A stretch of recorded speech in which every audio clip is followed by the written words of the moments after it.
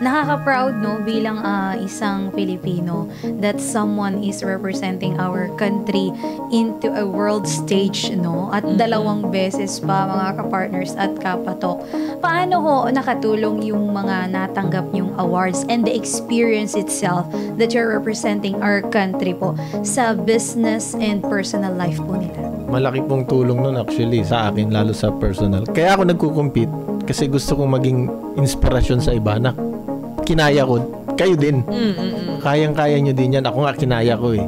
'Di ba? At the same time, gusto kong ma-validate yung mga produkto ko na masarap ba talaga. Paano ko siya ma-validate kung ako lang yung nagsasabi? 'Di ba? And personally naman, marami akong natutunan, like humarap sa mga tao. At the same time, for example, nag-compete ako sa Vietnam or sa Portugal. Yung coffee culture nila doon, natututunan ko. Sa atin sa Philippines, masasarap yung coffee. Ang isang tumutulong doon is may mga coffee competitions na rin tayo. For example, yung Philippine Coffee Quality Competition. Ginaganap yun every year. Ang target nun, para mapataas yung quality ng Philippine coffee at the same time matulungan yung mga farmers.